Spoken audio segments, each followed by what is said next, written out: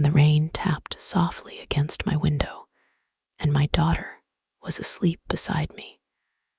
I decided I would finally tell my story, not as a whisper of pain, not as a complaint, but as a testimony of strength. My name is Mia. If you are listening to me on the Allicia's English Stories channel, I want you to know something before I begin. This is not a story about revenge. It is not a story about hatred. It is a story about courage, misunderstanding, survival, and choosing self-respect over fear. I was only 18 when I married John. At 18, you believe love is enough. You believe holding someone's hand is stronger than any storm. You believe that if you close your eyes and wish hard enough, the world will soften for you. I believed all of that. John was charming, confident, and kind, at least in the beginning. He used to wait outside my college gate with tea in his hand because he knew I loved tea more than anything.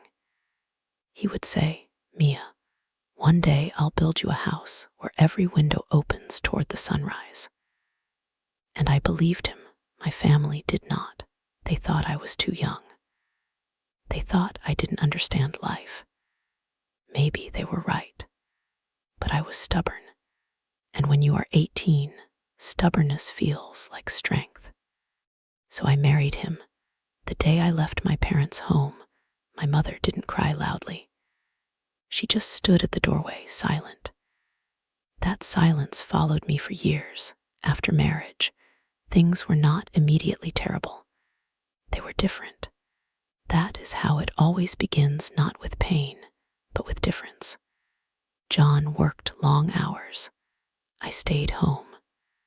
Slowly, his laughter reduced. Slowly, his tone changed.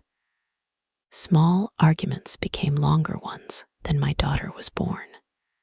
When I first held her, I felt something I had never felt before. A love so fierce it scared me. I named her Anya. She had John's eyes, but my smile for a while. We were a family. John had a friend named Ryder. He visited often. He was friendly, respectful, and always brought chocolates for Anya. I never thought twice about it. Why would I? He was my husband's friend. But life has a strange way of testing the innocent. One afternoon, John was at work. Anya was at school. I was alone at home. Ryder came to drop off some papers John had forgotten. It was summer, and the electricity had gone out. I told him to leave the papers on the table and go. He said he would. I went to change my dress because I had been cooking, and my clothes smelled of smoke from the stove. I don't know what happened. Maybe it was a spark. Maybe it was the old wiring. Maybe it was fate. But suddenly, my dupatta caught fire for a moment. I froze. The flame rose quickly. I screamed. Ryder rushed in. He grabbed a blanket and threw it over me. He pushed me to the ground and smothered the flames. I remember the smell of burnt cloth, the sting on my arm, and the sound of my own heartbeat in my ears.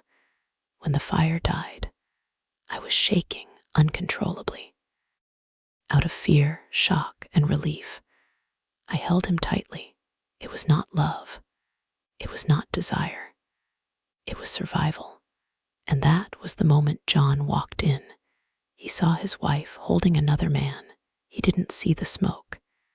He didn't see the burnt cloth. He didn't see my trembling hands. He only saw what his anger wanted him to see. He said, but his voice was not his voice anymore. I tried to explain. I showed him my burnt arm. I told him about the fire.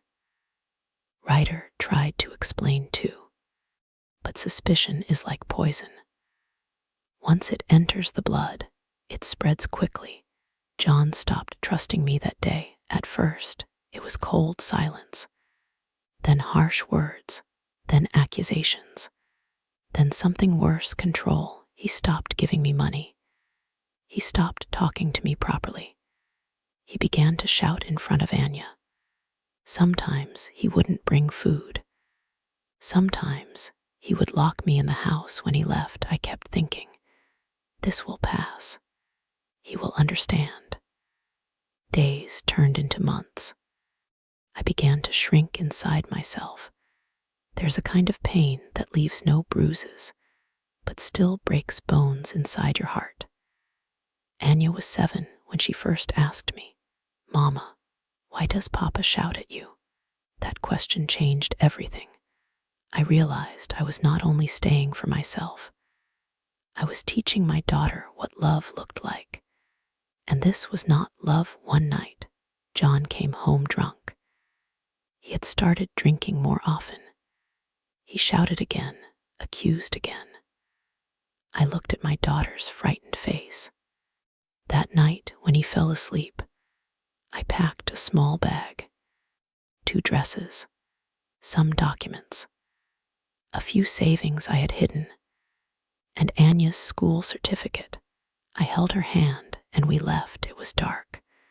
I did not know where I would go. I only knew I could not stay for weeks. We moved from place to place. I did small jobs, cleaning houses, stitching clothes, washing utensils at a small restaurant. Some days we ate properly. Some days we didn't. But for the first time in years, I could breathe. Anya would hug me and say, "Mama, we are strong, right?" Yes, I would tell her. We are. Slowly, I found steady work at a tailoring shop. The owner, an elderly woman named Mrs. Fernandez, saw something in me. She said, "Pain sharpens people. Don't let it destroy you."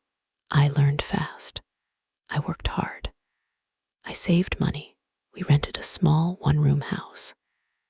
It had cracked walls and a tiny window, but it was ours. Years passed quietly.